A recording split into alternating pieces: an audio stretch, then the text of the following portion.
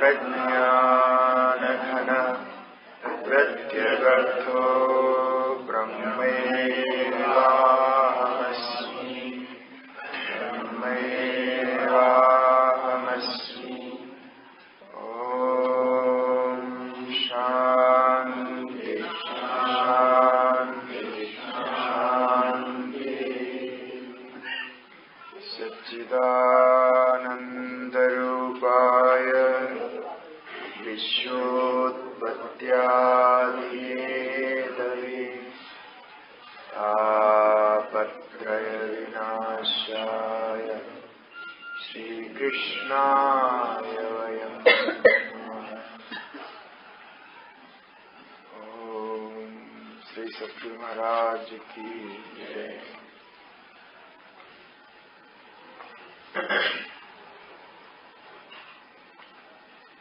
उपस्थित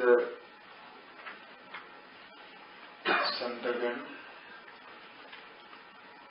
एवं जिज्ञासु श्रोतागण, सबको ओम नमो नारायणाय।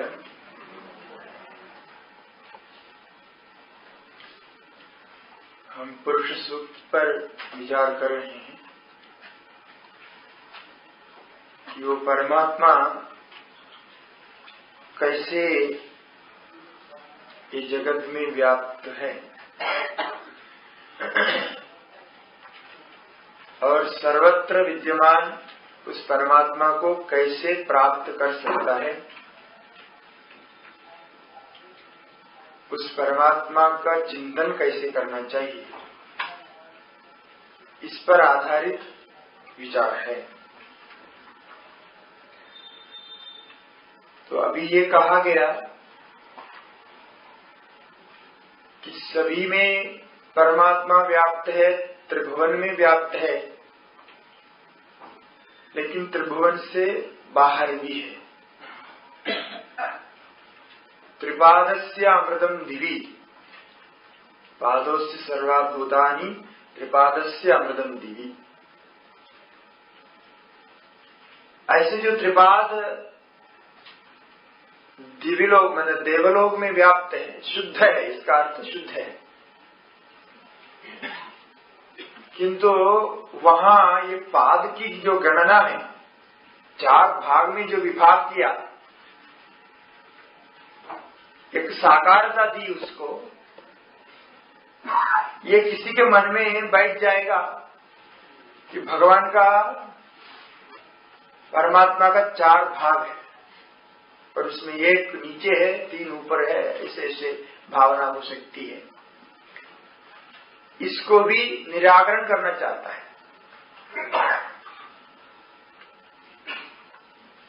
निर्गुण निरुपाख्य अतीन्द्रिय उस सूक्ष्म तत्व को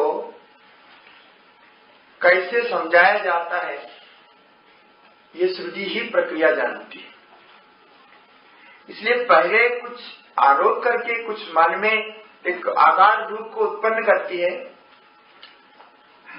फिर जब वो उत्पन्न आकार हमारे मन में बैठता है, उसको हम स्वीकार करते हैं कि हाँ ऐसा भगवान व्याप्त है, तब फिर उस आकार को हटाने का प्रयास करती है। इसको अध्यारोप अपवाद प्रक्रिया कहते हैं। हम पहले भी इसके जिक्र किए हैं। तो ये अपवाद की दृष्टि से उसको, वो अपवाद ही उसके मुख्य है, क्योंकि कोई भी विशेषण, कोई भी विभाग आदि, कोई भी लक्षण उसमें ठीक बैठता नहीं, कमी हो जाती। तो कल हम इस पर विचार किए थे। तो चतुर्थ श्लोक में कहा गया, त्रिपाद ऊर्ध्व उदयित पुरुषः पादोस्तेहा भवत् गुणः, कि वो जो पुरुष है परमात्मा, तो त्रिपाद है और उससे भी आगे है। त्रिपाद ऊर्ध्व उदयित, उत्कर्षेण स्थितवान साथ है। त्रिपाद जो कहा गया वो भी वास्तव में उसका स्वरूप नहीं है, वो उससे भी आगे है। क्योंकि ये त्रिपाद जब कहेंगे तो वो भी कहीं न कहीं संसार के अंदर आ जाता है।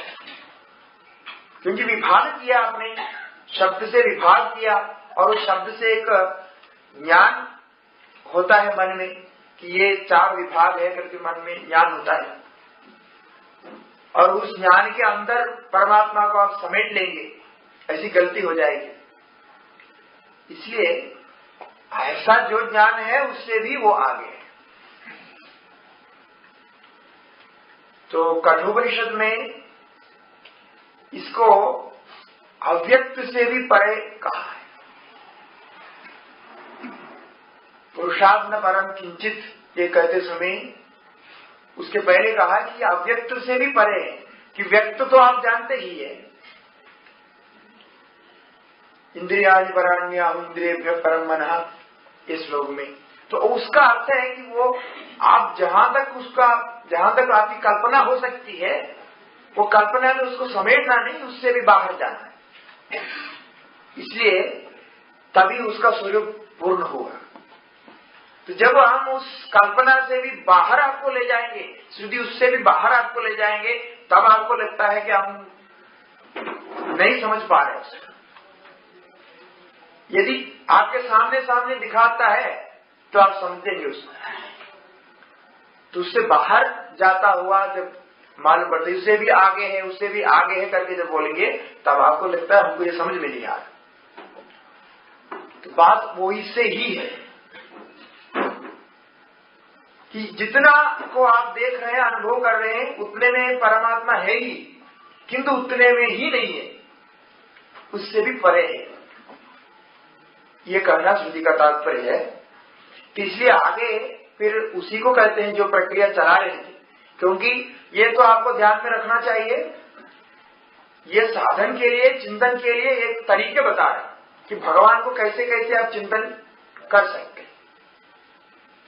तो उसके कारण रूप से कल्पना करके उससे ये उत्पन्न हुआ 4 पाद आदि कल्पना कर रही। तो इसलिए आगे कहते हैं कि पादों से इहा अभवत पुनः, जो एक पाद है सारे भूत है कहा, पादों से सर्वभूतानि कहा था, उसी के ही अर्थ भी आगे करेंगे। वो कैसे एक पाद सारे परमात्मा कैसे हो गया, एक पाद जो भूत प्रपंच ब्रह्मांड में कैसे वो व्याप्त है, उसको दिखाएंगे। उसको जब आप समझेंगे तो आपको समझ में आएगा कि केवल इतना ही परमात्मा नहीं हो सकता, इससे भी अधिक होना चाहिए। इसको स्पष्टीकरण करना है। इसलिए पादों से सर्वभूतानि ये जो कहा, जो हमारे सामने प्रत्यक्ष है, उसको और आगे विस्तार करना चाहते हैं। तो ये पादों से सर्वभूतानि जो है, यह अभवत, यह माने अस्मिन लोके, ये ब्रह्मांड में वो जो हुआ है, ये पुनः, इसकी पुनः पुनः वित्पत्ति नाश होता रहता है। मतलब एक बात जो भूत है उसको उत्पत्ति भी होती है, उसका नाश भी होता है। कि पुनः का अर्थ सायणाचार्य आदि के भाष्य में मायायाम पुनरअभवत पुनरागच्छति ऐसा अर्थ किया है, बार बार जन्म लेता है। तो एक पाद में ये सब क्रियाएं होती रहती है, ये बताना चाहते हैं। तो ऐसा जब वो जन्म लेता है, जो भूत जन्म लेता है, ब्रह्मांड का जन्म और नाश होता रहता है। इसी को भगवान ने गीता में भी कहा, विष्टभ्याहम इदम कृष्णम एकांशेन स्थितो जगत, कि मेरा एक अंश, एक भाग से ये सारे जगत में मैं व्याप्त रहता हूं। विष्टभ्याम हम कृष्णम जगत, संपूर्ण जगत को व्याप्त रहता हूं। वहां भी एक अंश इसी बात को समझाया। तो वो जो एक अंश कैसा व्याप्त है, उसके लिए कहते हैं तदो विश्वम व्यक्रामत शासनाशने अभी। वही जो एक पाद में जन्म और नाश होता रहता है ब्रह्मांड का, एक अंश में जो भगवान व्याप्त है, वही संपूर्ण जगत में व्याप्त है। विश्वम व्यक्रामत, व्यक्रामत में व्याप्तवान, सब जगह वही व्याप्त है। विश्वम का अर्थ सर्वतः, सभी जगह, सर्वत्र। वो जो एक अंश है वो ही सर्वत्र व्याप्त है। इसका मतलब जो जो दृश्यमान है वो भी भगवान का ही अंश है। जो उत्पत्ति नाशवान है वो भी भगवान का ही अंश है। वेदांत में कहीं भी वास्तविक उत्पत्ति वास्तविक नाश को नहीं माना है। वेदांत में एक विलक्षण बात यह है, जो सांख्य के सिद्धांत से ही आई हुई बात है, कि किसी का नाश नहीं मानते, कोई भी चीज का नाश नहीं मानते। फिर होता क्या है? रूपांतरण होता है, ऐसा मानना। आदर्शनम नाश, ये गीता भाष्य में भाष्यकार ने लिखा है कि जो नाश जो हम करते हैं वो दिखाई नहीं पड़ने को नाश करते। पहले एक आदमी दिखाई पड़ता था, देवदत्त नाम से वो व्यवहार करता था, आजकल वो आदमी दिखाई नहीं पड़ता है। एक घड़ दिखाई पड़ता था, घड़ से हम व्यवहार कर रहे थे, अब वो घड़ दिखाई नहीं पड़ता। एक पेड़ दिखाई पड़ रहा था, उसमें फल मिल रहा था, अब वो पेड़ दिखाई नहीं पड़ता, उसका रूपांतरण हो गया। अब पेड़ के आकार में वो वस्तु नहीं है, उसका आकार बदल गया। मनुष्य का आकार लिया हुआ वो वस्तु नहीं है, मनुष्य आकार बदल गया, उसका नाश नहीं मानते। ये वेदांत है, सत्कार्यवादी कहते हैं। सत कार्य है, हमेशा सत्य ही सत रहता है। ना सतो विद्यते भावो, ना भावो विद्यते असत। असत्य कभी सत नहीं होता है, सत कभी असत नहीं होता, ये सिद्धांत है। असत माने जो बिल्कुल है ही नहीं, शून्य। जैसे बंध्या पुत्र आदि का दृष्टांत देते, आकाश पुष्प करके कोई चीज है ही नहीं, तो कभी वो दिखाई नहीं पड़ता है। किसी ने भी अभी तक आकाश पुष्प को नहीं देखा। ऐसा असत होता है, वो असत कभी सद्भाव को प्राप्त नहीं करता। और जो सत है, किसी भी आकार में सत है, वो पूर्णतया असत भी नहीं होता। इसलिए एक अंश में भगवान जो यहाँ व्याप्त है, उससे क्या समझना कि ये यहाँ जो कुछ भी है सत्व है। सत्य भवत तैत्तरीय में कहते हैं, मूर्तम च अमूर्तम च भवत तदृष्ट्वा तदेवानुप्रस्य। उसको सृजन करके उसमें प्रवेश किया और सत भी हो गया, तद भी हो गया। तो सद रूप से जो अस्तित्व रूप से जो कुछ यहाँ दिखाई पड़ता है, वो अस्तित्व परमात्मा का ही अंश है, ये कहने यहाँ तात्पर्य। इसलिए मैं हूं, ये जगत है, नाम रूप है, सब में जो है लगता है अस्तित्व, जिसको हम जानते हैं, अस्तित्व को बिना कुछ प्राप्त नहीं होता। ये अस्तित्व परमात्मा का अंश है, ये परम सत्ता जो है परमात्मा का अंश है। और उस अस्तित्व रूप से परमात्मा एक अंश में यहाँ व्याप्त है, ऐसा कहना चाहते। तो इसलिए वो जो तदो विश्वम व्यक्रामद सब में सब ओर से वो व्याप्त हुआ, तो कैसे किसमें कहाँ कहाँ व्याप्त हुआ? तो कहते हैं शासन अनशने अभी। जो आसन करता है, खाता है, पीता है, ये चर प्राणी है। और अनशन करता है जो खाता पीता जैसा दिखाई नहीं पड़ता है, जिसको हम स्थावर कहते हैं, अचर कहते हैं। तो चराचर रूप से, चैतन्य जड़ रूप से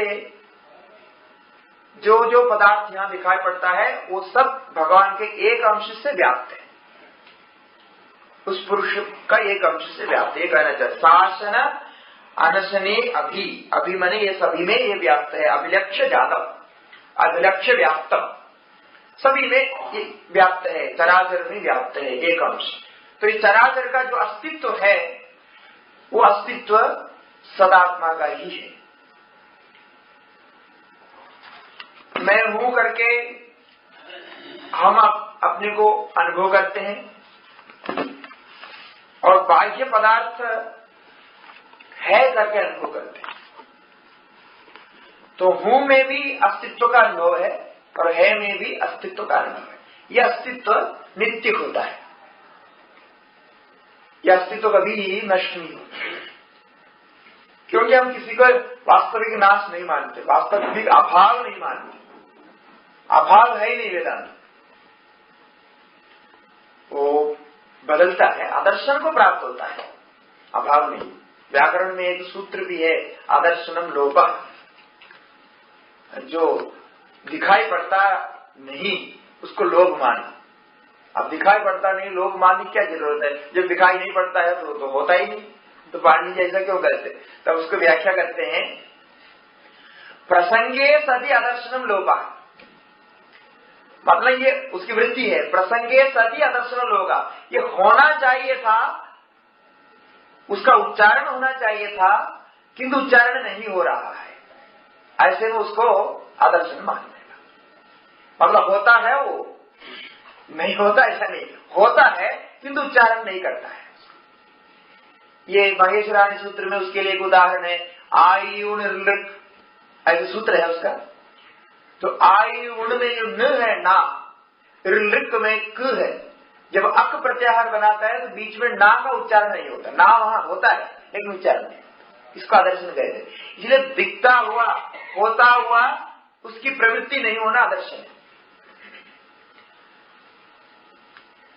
उसका अभाव नहीं, अभाव तो है ही नहीं किसी का, क्योंकि सब सद है, आत्म रूप से सद ही है सब, तो आत्म रूप से तो अभाव हो नहीं सकता, रूपांतरण हो सकता है।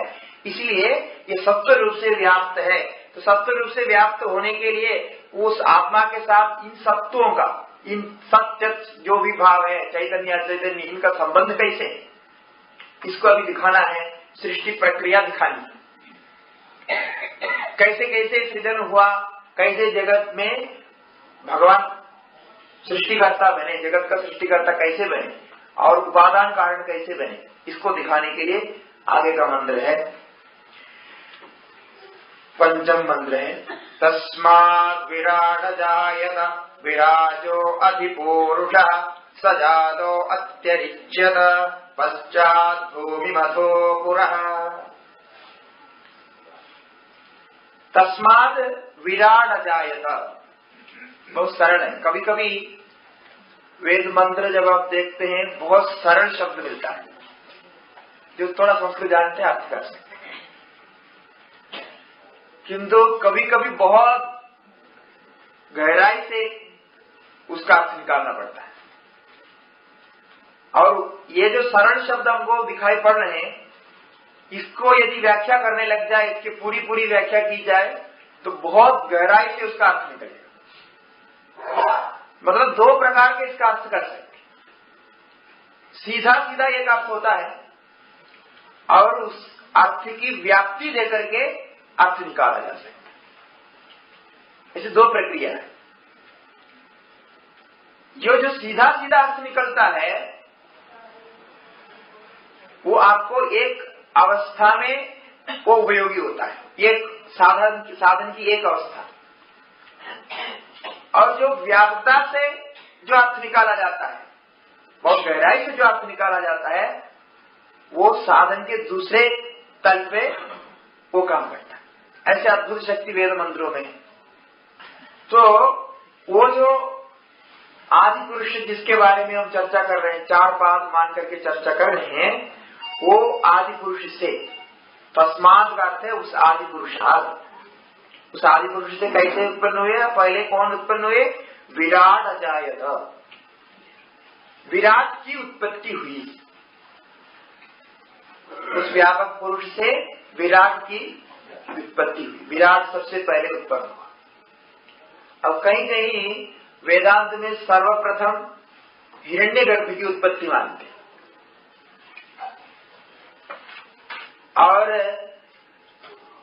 कहीं कहीं ऐसा जो वेदांत की जो प्रक्रिया है उसमें शुद्ध परमात्मा से माया उपहित ईश्वर को पहले मानते हैं, फिर उस ईश्वर से बुद्धि आदि की समष्टि हिरण्यगर्भ को मानते हैं,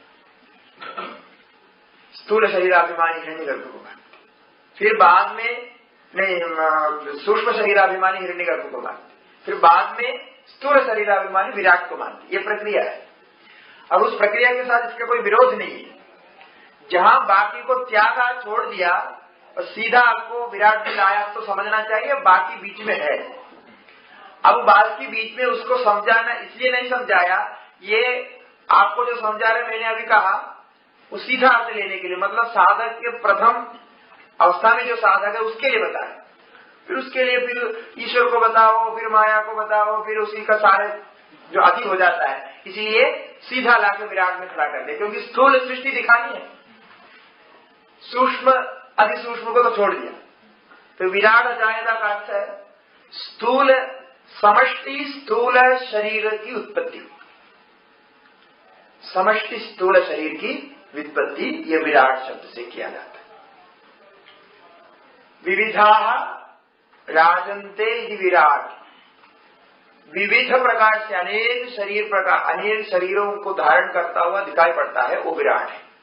विराट अकेला होता है, एक होता है, किंतु उस एक विराट के अंदर अनेक शरीर अंतर्निहित होता है। तो अनेक शरीरों का वो एक रूप है, इसी को ही शुरू में कहा गया सहस्र शीर्षा पुरुष सहस्राक्ष सहस्रपाद, जो कहा ये इसी को मन में रखते हुए कहा, सभी शरीर का वो समष्टि रूप है, ऐसा आपको ध्यान करने के लिए कहे। तो विराट अजायदा, फिर उस विराट से क्या उत्पन्न हुई, विराजो अधिपुरुष। जब समष्टि स्थूल शरीर उत्पन्न हुआ तो समष्टि स्थूल शरीर में एक पुरुष प्रवेश, आत्मा प्रवेश, जो पुरुष के बारे में हम पहले चर्चा किए, वो व्यापक जो तत्व पुरुष है जिसका 4 पाद और उससे भी अधिक बताया, वो जो शुद्ध परमात्मा वो इस विराट शरीर में प्रवेश किया। ऐसा क्यों कह रहे हैं, क्योंकि शरीर की व्युत्पत्ति अलग है। सर्वत्र उपनिषदों में ये 2 अलग अलग बताए। शरीर की उत्पत्ति पंचभूतों से होती है, स्थूल शरीर की उत्पत्ति, और उसमें जो अधिष्ठित चेतन होता है उस चेतन की उत्पत्ति नहीं होती है, जीव की उत्पत्ति नहीं होती है। जीव परमात्मा का ही रूप है, वो उसमें प्रविष्ट होता है। जैसे घड़ में पानी रखा, सूर्य उदय हुआ तो घड़ में रखा हुआ पानी में सूर्य का प्रतिबिंब आ जाता है। वो घड़स्थ पानी में सूर्य के प्रतिबिंब की उत्पत्ति नहीं होती है, सृष्टि नहीं होती है, प्रतिबिंबित होता है। तो प्रतिबिंबित होने से क्या है कि वो जो सूर्य है उससे वो अलग नहीं है। फिर क्यों ऐसा दिखता है घड़े के अंदर, वो जल के कारण दिखता है। उस घड़े के अंदर जो जल है उसके कारण सूर्य उससे अलग दिखता है। वास्तव में सूर्य तो सूर्य ही एक ही सूर्य है, वो उसके अंदर उत्पन्न नहीं हुआ। इसलिए शरीर के तो उत्पत्ति मानते हैं किंतु जीव की उत्पत्ति नहीं मानते, इसलिए जीव की मृत्यु भी नहीं मानते। शरीर की उत्पत्ति शरीर का नाश, जीव की उत्पत्ति भी नहीं है, जीव का नाश भी है। छांदोग्य में कहा जीवापेदम भाव किलइदम म्रियते न जीवो म्रियते। जीव जिसने प्रवेश किया, जिसके साथ जीव का संबंध है, उसमें विकार होता रहता है। विकार हो करके वो अंतिम में मर जाता है, किंतु न जीवो म्रियते, जीव की मृत्यु नहीं होती है, इसलिए जीव की उत्पत्ति भी नहीं मानते। अब जीव की उत्पत्ति नहीं मानेंगे तो आपको समझाना पड़ेगा कि हम भगवान से अलग कैसे हो गए, कि हम तो अभी जीवात्मा है। जीवात्मा कैसे बने ये बतानी पड़ेगी। इसलिए पहले ये विराट अजायदा, विराट की व्युत्पत्ति बताए, स्थूल शरीरों की व्युत्पत्ति बताए। तो स्थूल शरीरों की व्युत्पत्ति के साथ सूक्ष्म शरीर को भी समझना चाहिए। भी मैंने कहा उसको स्किप कर दिया, मतलब छोड़ दिया, तो सूक्ष्म शरीर की भी उत्पत्ति होती है। जब स्थूल शरीर सूक्ष्म शरीर दोनों की व्युत्पत्ति होती है तो परमात्मा तो सर्वत्र व्यापक है, कण कण में व्यापक है, तो उसका प्रतिबिंब होने की योग्यता उसमें आ जाती है, प्रतिबिंबित हो जाता है। इसके बारे में हम सुबह ईशावास्य के प्रवचन में इसके बारे में विचार किए थे। अब पानी में प्रतिबिंब होने की योग्यता है, इसीलिए सूर्य का प्रतिबिंब उसमें हो जाता है। साधारण काले पत्थरों में प्रतिबिंब करने की योग्यता नहीं है, इसलिए पत्थर में प्रतिबिंब नहीं होता। सूर्य प्रकाश उसमें भी, पत्थर में भी पड़ रहा है, घटस्थ पानी में भी पड़ रहा है, तो अंतर ये है कि उसमें योग्यता है, उसमें प्रतिबिंब होता है। योग्यता नहीं, प्रतिबिंब नहीं होता। सो विराट की उत्पत्ति होने के साथ साथ विराजो अधिपुरुष, उस विराज से, उस विराट से एक पुरुष भी उत्पन्न होता है। मतलब विराज पुरुष, वैराज्य पुरुष उत्पन्न होता है। इसलिए पहले शब्द विराट से स्थूल शरीर, समष्टि स्थूल शरीर को लेना है, फिर उससे पुरुष की जो, पुरुष का जो प्रवेश कर रहे हैं उसमें वो विराज में अभिमान जो करता है, विराट अभिमानी देवता को लेंगे, चैतन्य को लेंगे।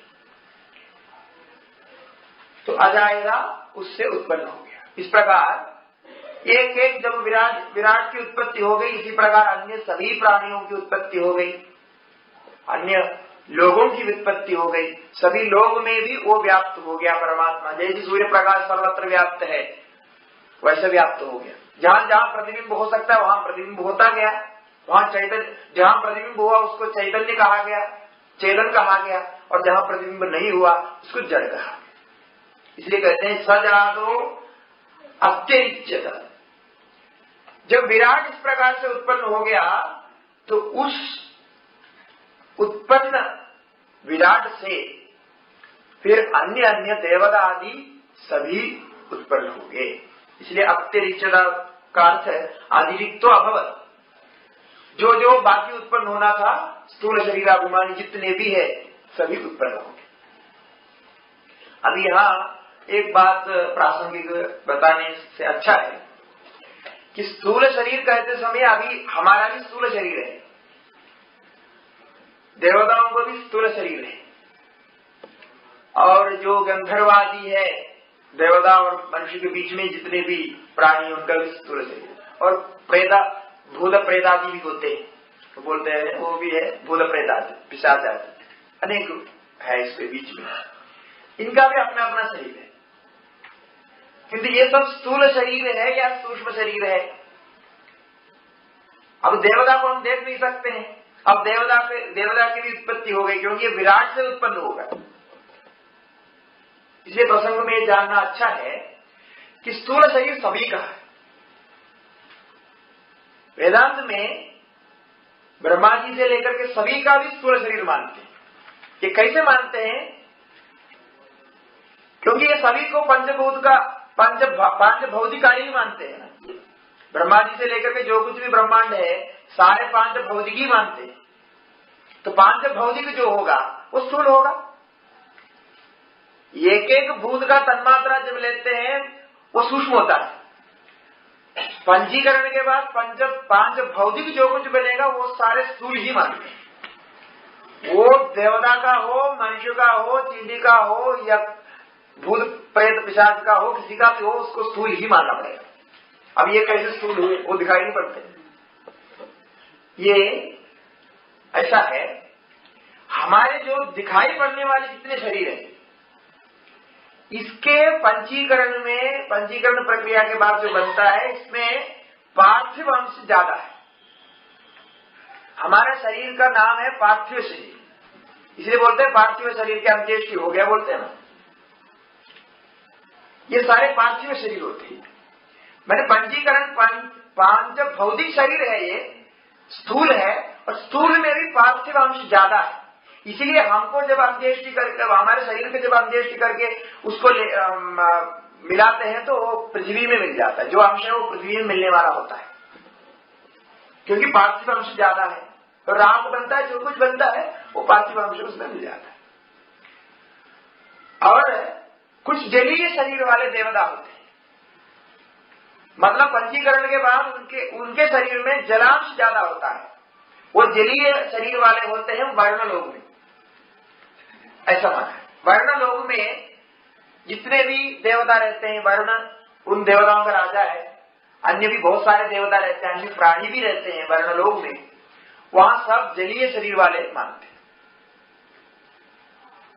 और फिर आग्नेय शरीर वाले होते हैं, वो अग्नि लोक में, सूर्य लोक में, चंद्र लोक में आदि रहने वाले, नहीं सूर्य लोक में आदि रहने वाले को आग्नेय शरीर मानते। मतलब पंचीकरण के बाद अग्नि अंश ज्यादा हो गया, इसलिए आग्नेय शरीर होता है। और बाकी जितने भी देवता हैं उनका सब वायवीय शरीर होता है, वायु अंश उसमें ज्यादा रहता है। जैसे भूत प्रेत पिशाच आदि ये दिखाई नहीं पड़ते क्योंकि इनका वायवीय शरीर है, ये हवा का झोंक जैसा घूमता रहता है। ऐसी प्रक्रिया बनाई है। और आकाशीय शरीर का किसी का भी नहीं माना है, वायवीय शरीर को ही वहां तक ले गया। किंतु आकाशीय शरीर जब मानेंगे तो अव्याकृत को, अव्याकृत से लेकर के अव्याकृत में जो प्रवेश करने वाले जितने होते हैं जीव, उनका सब आकाशीय शरीर मानते हैं। मतलब उनका अस्तित्व ऐसा ही रहता है अव्याकृत आदि रूप से। तो इसीलिए वो दिखाई नहीं पड़ते। जैसा पार्थिव अंश ही दिखाई पड़ता है, जलीय अंश जल में जो देवता है वो जल रूपी होने से जल में हमको दिखाई नहीं पड़ता, क्योंकि जली ही है वो दिखाई नहीं पड़ रहा है। और बाकी ऐसे ऐसे उसका रूप समाप्त हो जाता है। तो स्थूल तो सभी है, इसलिए ये पंचीकृत भूतों से ही ये देवता बने हैं, क्योंकि विराट से बने हैं। तो सजादो अत्यरिष्ट अतिरिक्त जितने भी है सब बना है, ये संक्षेप में बोल दिया। पश्चात भूमि, और उसके बाद इन देवताओं को बनाया। देवताओं को बनाने के बाद उनको रहने के लिए स्थान चाहिए, तो पृथ्वी आदि लोगों को बनाया। पश्चात भूमि, भूमि बने जहां जहां रहने का स्थान जो जो चाहिए सबको बनाया। अथो पुरः, पुरः शरीर आदि, इन देवताओं का रहने का स्थान, शरीर आदि जो कुछ भी चाहिए वो सब क्रम से बनाते गए। इसलिए सबको साथ में बोला, देवता को बना के शरीर को भी बनाए और उनका रहने का स्थान भी बना दिया। तो ये सभी उप परमात्मा के एक पाद की सृष्टि है, उससे ये जो कुछ बना विराट बना और उसी से एक सभी बन गया। अब आगे जो कहने जा रहे हैं, और भी कुछ उत्पन्न करना है, और कर्म की व्युत्पत्ति करनी है, धर्म की व्युत्पत्ति करनी है, जो कुछ भी हमारे साधन है, यज्ञ याग आदि की सब व्युत्पत्ति करनी है। अब एक समाज बन गया है, क्योंकि देवता भी आ गए हैं और मनुष्य भी आ गए हैं, पृथ्वी लोग सब तीनों भुवन ब्रह्मांड सब उत्पन्न हो गए हैं। बहुत सारे अब इकट्ठे हो गए। तो बहुत सारे इकट्ठे हो जाते हैं तो ये व्यवस्थित नहीं होने से वहां क्या हो जाएगी, अब व्यवस्था हो जाएगी, किसी को कुछ नहीं मिलेगा, झगड़ा हो जाएगा। इसलिए व्यवस्था बनानी, अब किसको कहाँ रहना है, किसको क्या खाना है और कौन कैसा कर्म करेगा, ये सब बनाना पड़ेगा ना व्यवस्था। कौन बड़ा रहेगा, कौन छोटा रहेगा, कौन क्या कार्य करेगा, ऐसी व्यवस्था बनानी है। वो व्यवस्था बनाने के लिए एक कथा रूप एक कथा बताए कि कैसे वो भगवान ने ये सब सृष्टि करके आपको अभी जो कुछ प्राप्त हो रहा है, इस प्रकार की व्यवस्था उन्होंने कैसे बनाई कि देवताओं को बना करके उनको ऐसा रखा कि देवता कुछ खाते नहीं, देवता कुछ खाते नहीं, अमृतम दृष्ट्वा तृप्यन्ति, वो अमृत को देख करके तृप्त हो जाते हैं, चबा करके खाने की उनको होता नहीं, वो ऐसा करता है। न देवा स्नन्ति न पिबन्ति अमृतम दृष्ट्वा तृप्यन्ति, ऐसे छांदोग्य उपनिषद में आया। देवता न खाते हैं न पीते हैं, फिर क्या होते हैं, अमृत देख करके तृप्त हो जाते हैं। तो अभी देवता है और देवताओं को सेवा करने के लिए मनुष्य है।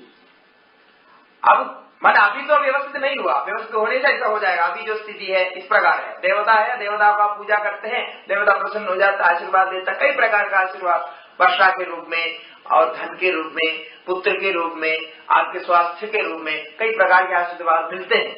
किंतु अभी व्यवस्था बनी नहीं है। सब लोगों को बनाया, घर बना करके tैयार किया, सबको बना करके रखा, अभी कहाँ किसको क्या ड्यूटी देना है निश्चय नहीं हुआ। अब मनुष्यों को ऊपर रखना है कि देवताओं को ऊपर रखना है, अथवा सभी को ऊपर ही रखना है, नीचे किसी को नहीं रखना है, तो ये सब समस्या है। तो इसीलिए इसका अलग अलग ड्यूटी, मतलब अलग अलग कार्य निर्धारण करना है कि किसको क्या कार्य करना चाहिए। स्वाभाविक रूप से जो सेवा करेगा उसको नीचे रखा जाएगा और जो सेवा का फल प्राप्त करेगा उसको ऊपर रखा जाएगा। ऐसे ही लोग में अभी भी होता है, ये हमारे मन में बैठे हुए हैं, और जिसको सेवा होती है वो नीचे और सेवा करने वाले ऊपर, ऐसा तो होता नहीं है। इसलिए अभी पृथ्वी को बनाया है, पृथ्वी सब भूमि को, अभी बोला है भूमि को सृजन किया है, पश्चात भूमि को बनाया। अब भूमि तो नीचे है, तो भूमि में किसको रखे? तो सेवा करने वाले को रखना पड़ेगा। देवताओं को सेवा करने वाले को भूमि में रखें और देवताओं को ऊपर के रखें। तो ऐसे व्यवस्था बनाए, तब यहां से जो कुछ भी होता है वो उनको प्राप्त होता है, वो वहां से आशीर्वाद देते हैं। ये व्यवस्था बनाने के लिए एक कथा ला रही है। यत् पुरुषेण हविषात् देवा यज्ञमदन्वत वसन्तो अस्यासीदाज्यम् ग्रीष्म इद्मः शरद्धविः। यत् पुरुषेण हविषा, कहते हैं कि ये जो देवताओं को बनाया, ये सभी देवता मिलकर के यज्ञ करने के बारे में सोचा, यज्ञ करेंगे ऐसा सोचा। किसके लिए यज्ञ करना है वो आगे आपको मालूम हो जाएगा, यज्ञ क्यों कर रहे हैं। तो यज्ञ करने के लिए उसमें हविष चाहिए। हविष शब्द सामान्य रूप से यज्ञ में डाले जाने वाले जो भी है सबको एक शब्द में हविष कहते हैं।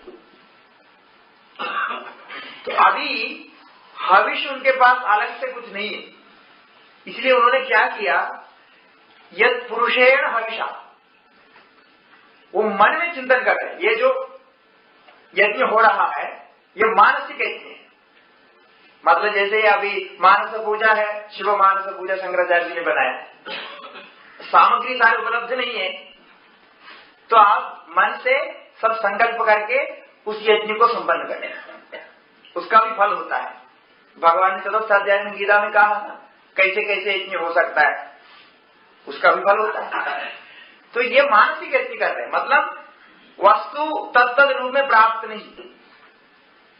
तो पहले उन्होंने पुरुषेण हविषा, जो पुरुष था परमात्मा और जिसका अंश ये सब निकला, उसी पुरुष को उन्होंने सामग्री संकल्प किया, उसी आत्मा को ही सामग्री बनाई, क्योंकि वो सभी रूप में वही है ना, जो कुछ बना वो रूप में वही है।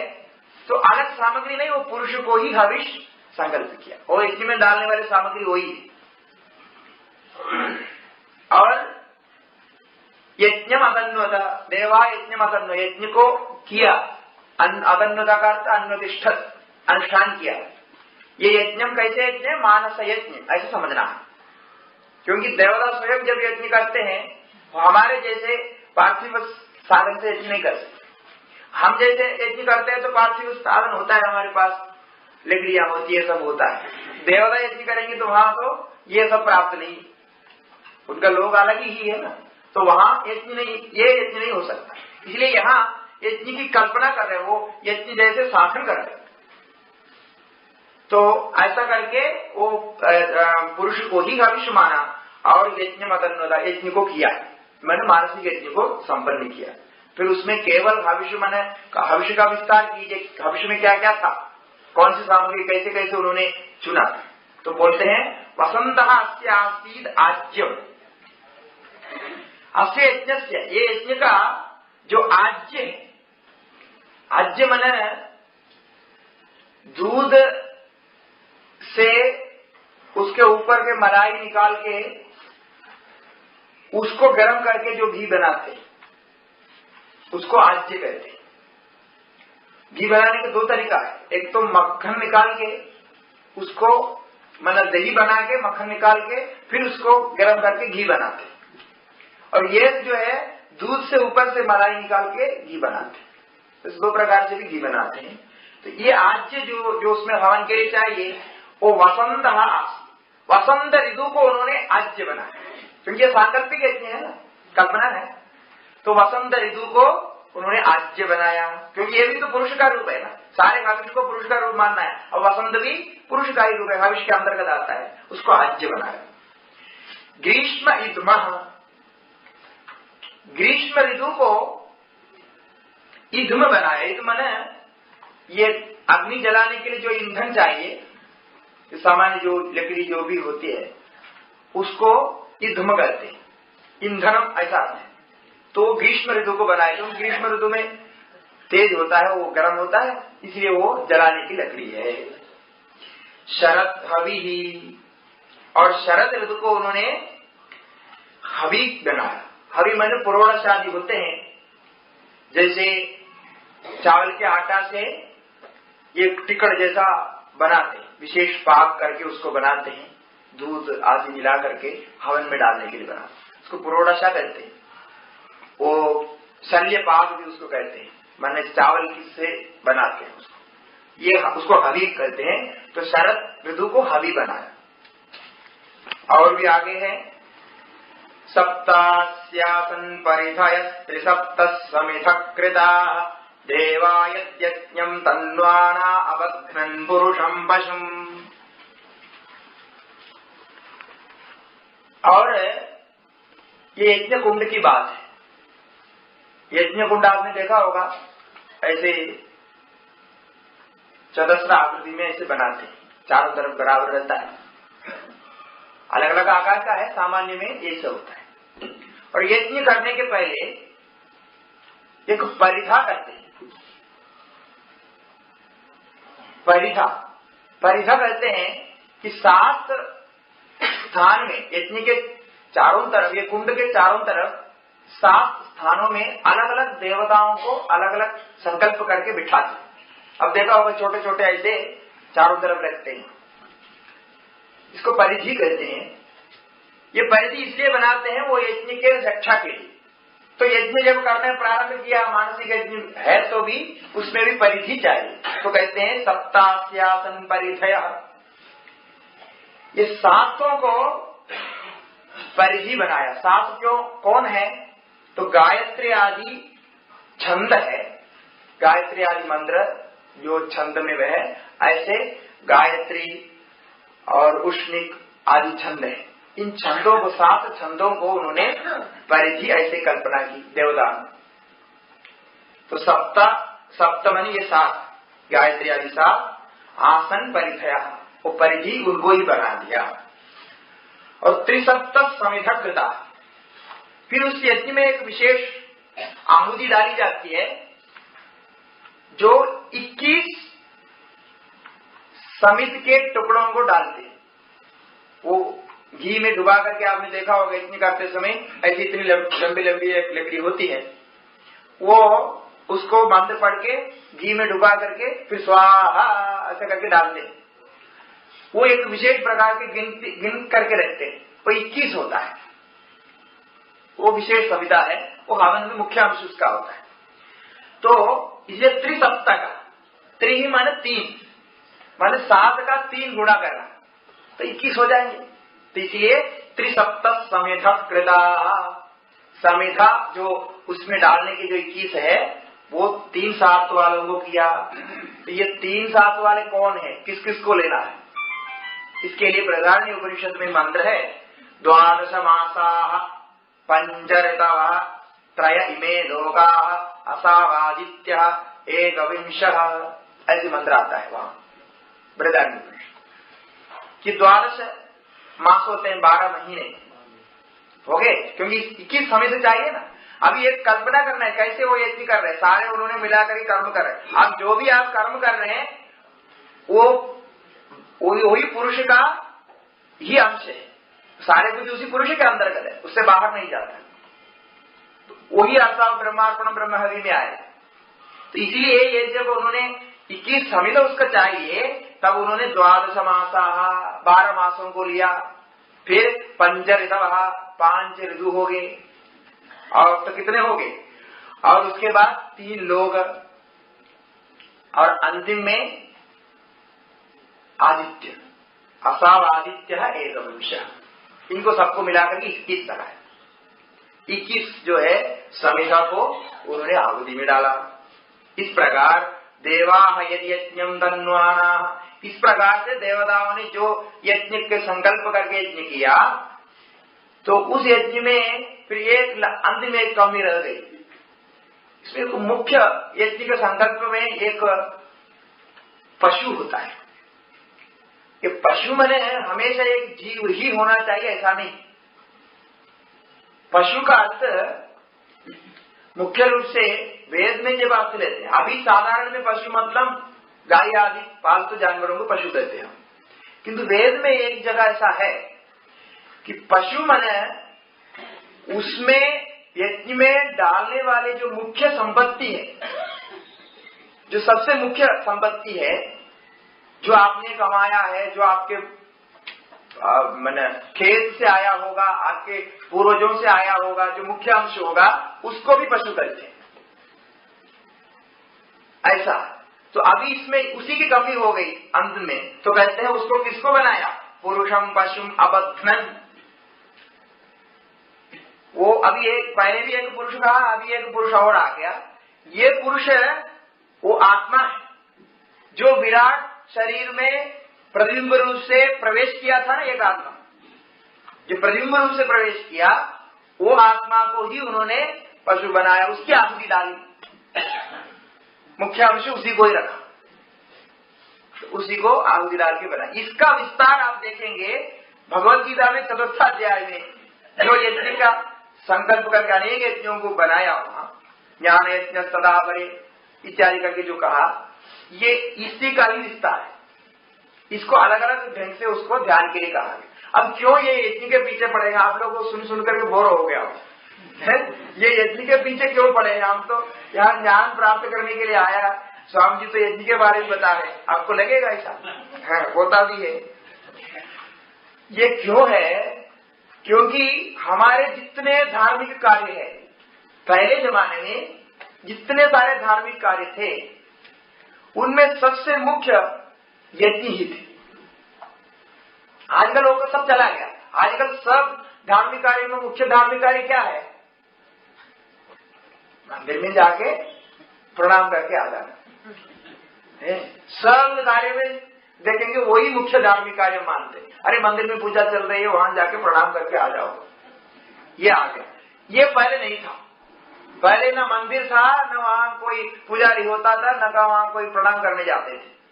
वहां पहले जमाने में धार्मिक कार्य यज्ञ ही होता था, क्योंकि सारे वेद में 80,000 मंत्रों में यज्ञ का ही विधान, यज्ञ के द्वारा क्या क्या कर सकता है, यज्ञ से क्या क्या प्राप्त करना चाहिए, ऐसा विधान। वो आजकल लुप्त हो गया, उसका तो अलग ही प्रसंग है, कैसे चाहे लुप्त हो गया, कैसे वो बदल गया इत्यादि। वो अपने क्षमता के अनुसार वो बदल देंगे, किंतु इसलिए इसको लेना पड़ेगा। मुख्य धार्मिक कार्य है ना, वो धार्मिक कार्य जो है वो सबके मन में बैठा हुआ है, तो उसी को लेकर के चिंतन कर रहा है, उसी को लेकर के यहाँ ध्यान कर रहा है। वो सृष्टि को बताने के लिए कथा बताए, तो ऐसे उन्होंने पुरुष को ही वो मुख्य अंश बना करके हवन किया। और उसके बाद क्या हुआ, आगे का मंत्र भी उसी के संबंध में है। तम यज्ञं बर्हिषि प्रोक्षन् पुरुषं जातमग्रतः तेन देवा अयजन्द साध्या ऋषयश्च ये। अब यज्ञ संपन्न होने जा रहा है। तम यज्ञम बर्हिषि प्रोक्षणम। ये जो जितने भी यज्ञ साधन अभी आप सामग्री सब इकट्ठे हो गए ना, ऋतुओं को बना लाया और उसमें पशु को भी लाया और एक एक ऋतु को संविधा बनाया इत्यादि सब हो गया। तो यज्ञ मन यहाँ यज्ञ साधन ऐसा लेना है, यज्ञ में उपयुक्त होने वाले यज्ञ साधन। तम यज्ञम ऐसा लिखा है ना, तम यज्ञ साधनम ऐसा समझना है। तो वो जो यज्ञ साधन बना हुआ जो कुछ भी लाया गया पुरुष सहित जो पशु सहित जो ही है, वो मानस यज्ञ में बर्हिषि प्रोक्षण, ये सब सामान लाके रखने के बाद एक प्रोक्षण होता है। ये आप यज्ञ में देखा होगा, पंडित लोग कहते हैं सब सामान लाके रखने के बाद आप हो हिष्टामया हो ये मंत्र बोल करके ऐसे ये कुश लेकर के कुश से ऐसे प्रोक्षण करते हैं। ये भी एक मुख्य अंश होता है यज्ञ का। इसलिए सब सामान अभी एकत्रित हो गया, ये सब मन में मानसिक यज्ञ मन में हो गया। अब उसके बाद उन्होंने प्रोक्षण किया सब यज्ञ साधनों को। तम यज्ञम बर्हिषि प्रोक्षण पुरुषम जातमग्रता। अभी देखिए फिर याद करा रहे हैं, देखो ये हमने कहां से शुरू किया था, पहले जो विराट हुआ उस विराट को भी पुरुषेण हविषा बनाया, फिर उसी के अंतर्गत ये सारी कल्पना की। तो मतलब कुल मिलाकर के क्या है हमारे पास, वो पुरुष ही है। क्या है, पुरुष के अलावा और कुछ नहीं है। तो ये दिखाना चाहते हैं जो कुछ भी आपके पास है वो है वही चीज, इसलिए कह रहे हैं पुरुषम जातम अग्रदा। जो सबसे पहले अग्रदा माने सबसे पहले जो पुरुष उत्पन्न हुआ था ना, तस्मात् विराट आ जाएगा, वो पुरुष ही अभी यज्ञ साधन बना हुआ है। ठीक है, उसी को ही देवता प्रोक्षण किए ऐसा करके। जातम अग्रदा जो सबसे पहले उत्पन्न हुआ उस पुरुष को, वो जो यज्ञ साधन बना हुआ है उसको यज्ञ सामग्री मान करके वो देवता लोगों ने उसका प्रोक्षण किया। तेन देवा यजन्ता। अभी उसी पुरुष से, तेन माने ये पुरुष रूप जो सामग्री है उस सामग्री से देवताओं ने यज्ञ किया।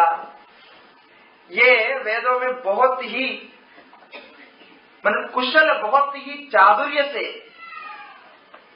चलाने वाली प्रक्रिया है। मतलब अध्यारोप करना फिर उसको अपवाद करना, जो नहीं है उसको काल्पनिक बनाएंगे फिर बोलेंगे वो है ही नहीं, ऐसा बोलेंगे। सब जगह होता है, वेदांत में होता है, अन्यत्र भी होता है।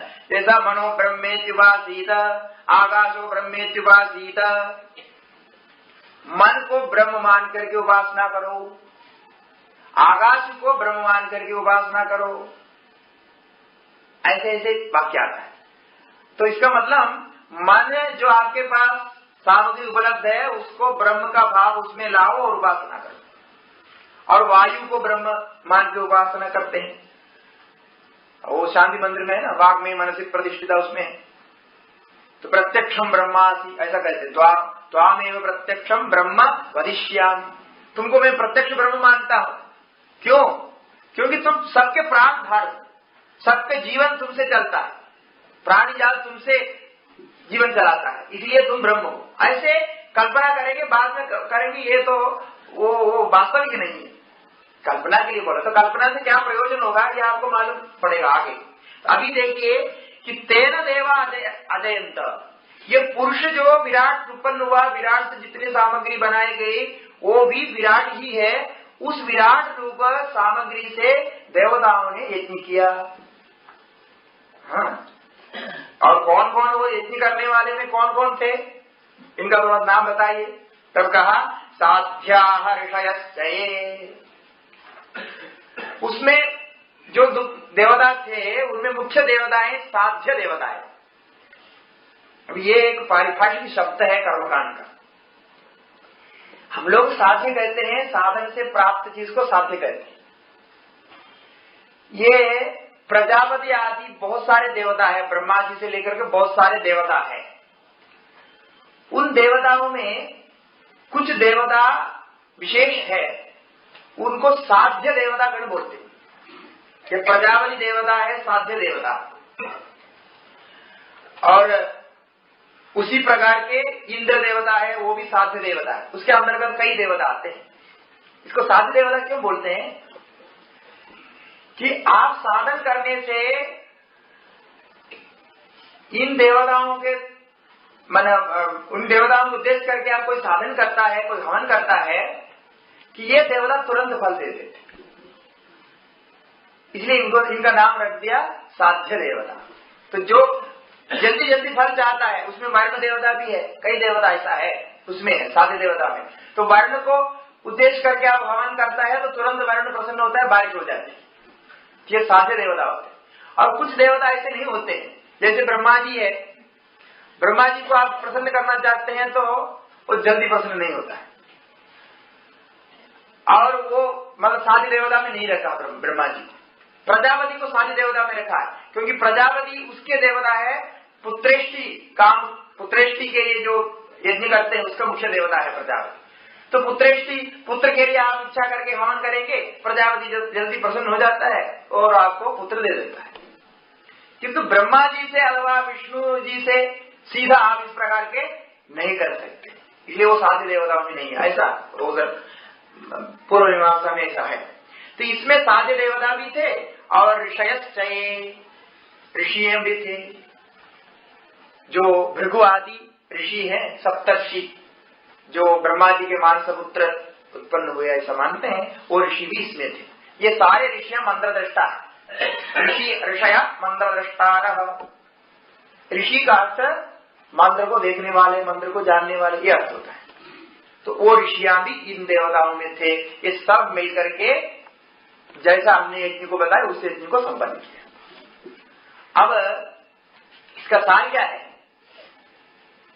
कि जिसको उद्देश्य करके यज्ञ कर रहे हैं वो भी विराट के अंतर्गत है। जो यज्ञ कर रहे हैं देवता वो भी विराट के अंतर्गत है, क्योंकि वो विराट से ही तो देवता उत्पन्न हुए ना, ठीक है। और जिन देवताओं ने जिन सामग्रियों को संकल्प कर किया वो भी विराट के अंतर्गत है, और वो देवता जिसकी आहुति डालेंगे वो भी विराट के अंतर्गत। ये सब कहानी बता करके भेद भेद अलग अलग करके उनका उद्देश्य क्या है कि उसी से ही ये सारे कुछ उत्पन्न हुआ। अब जो कुछ भी कर्म करेंगे उसी विराट के अंदर ही रहेगा, ये दिखाना चाहता है। इसी को भगवान ने गीता में 4th अध्याय में ब्रह्मार्पणम ब्रह्महवि ब्रह्माग्नो ब्रह्मणाहुतम ब्रह्मैव तेन गंतव्यम ब्रह्मकर्म समान, ये विराट के स्थान में वहां ब्रह्म को रखा। ये एकत्व में ले जाना ही वहां तात्पर्य है, उसको अलग अलग प्रकार की कथा दिखाना यहाँ तात्पर्य नहीं, कि जो कुछ भी आप कार्य करते हैं वो ब्रह्म के अंतर्गत ही है। इस प्रकार से चिंतन करना यहाँ उद्देश्य है। तो आज का समय हो गया है। ओम भद्रं नो अभिवादयमनः, ओम